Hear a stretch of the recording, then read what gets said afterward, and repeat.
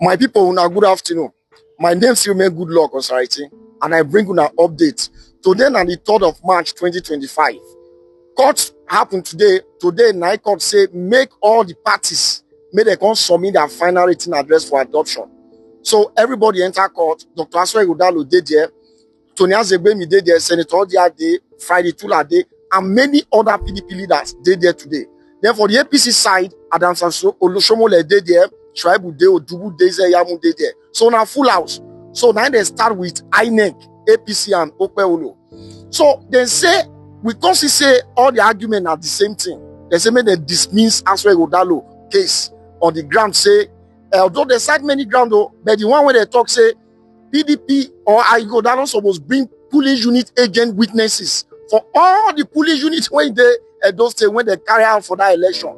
Not be small thing. So when it can't reach the PDP turn, they can't say no, not be police unit that they challenge self. Say now ward collation and local government collation now there wahala dey. How level for police unit can't we agbada be 40 for collation center? Now that be the issue when they talk. So APC can't talk say PDP don't bring document, can't bring everything, can't dump am for court. Now PDP lawyer say look, all those documents we so done for now INEC certify them and they don't even object to any of those documents at all. So now so the matter come hot everywhere can get as be can most of the PDP the way can they trash their point they analyze this way.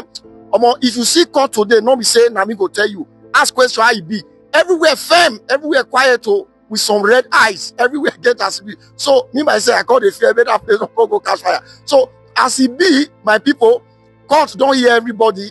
Now they can't say they reserve judgment to the date when they go announce to everybody. Normal will still come and can't tell you now.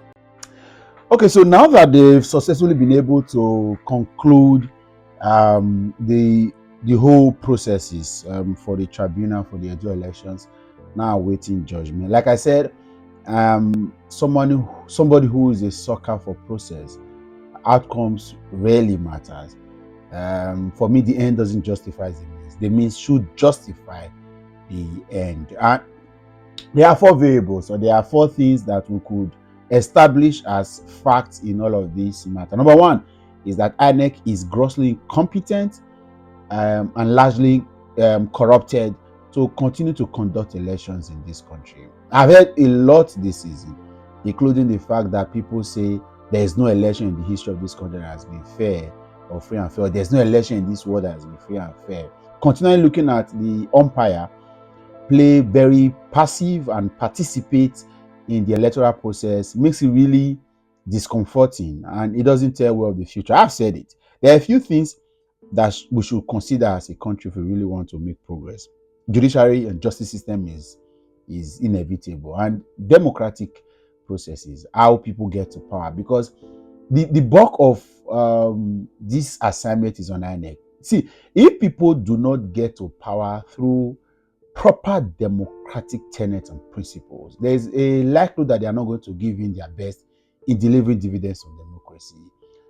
They would disrespect institutions.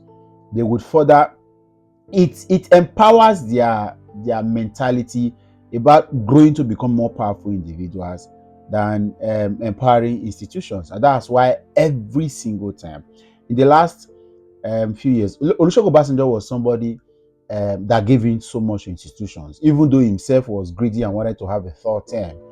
But then he gave in so much to institutions. He built and incorporated, founded, and ensured that institutions were truly empowered. EFCC, a couple of all these other institutions were in his time, and that is somebody who rather would have had a few policemen run around in the name of corrupt people, wanted to see how he can build systems that could outlive him. And of course, Jonathan wasn't a man of institutions apart from the confab that he tried to have, and which was at the tail end of his government.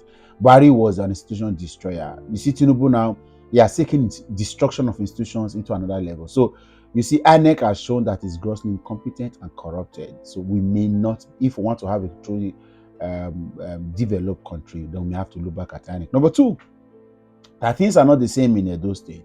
I'm happy that the whole tribunal process and litigation went on successful in Abuja, but for the first time in several years. Of course, this is not the first time in other in the country.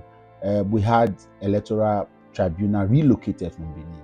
It shows that we have become do or die politicians, as it were, in some parts of the country, and we have now allowed thuggery to take over. And this is not blaming anybody at the moment, whether or not people were victim. The thuggery was on one side; it wasn't so balanced.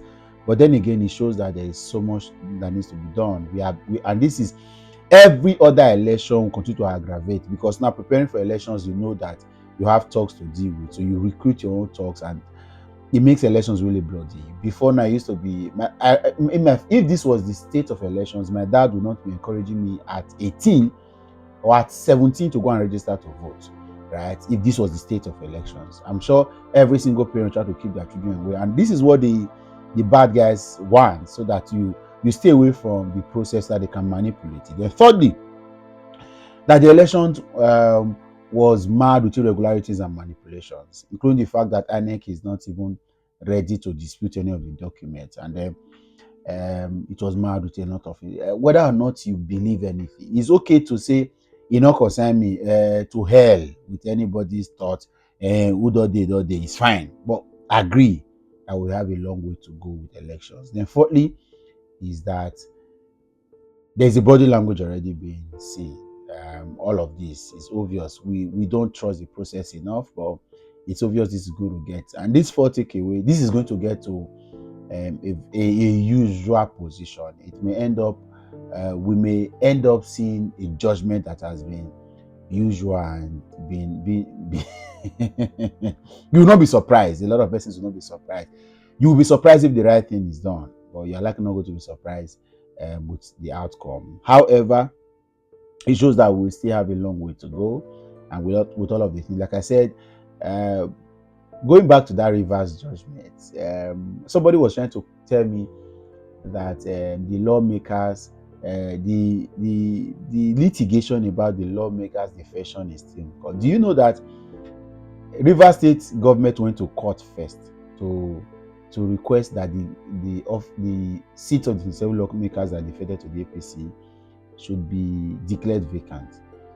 But then the action did not get accelerated hearing. The reaction, to the point that the Supreme Court had a tripartite judgment, a three-way judgment, stop funds, local government, and then adhere to local. They don't want to even hear anything. Say this Martins, I don't know his name, assembly that defected, go back to them. So that alone has shown that we should expect. It was Jackie Chan that said that hope for the best but expect the worst. Hope for the best but expect the worst. Hope for the best. I think that should be the title of this video. Okay. So that being said, thank you so much for joining. It's been a process. I was busy yesterday, so I couldn't drop it. I thought to do it today. We'll see again on the other side. However, it is. We still have this country, and one day all of this would end. All of this would end. Trust me. Catch another time. Bye for now.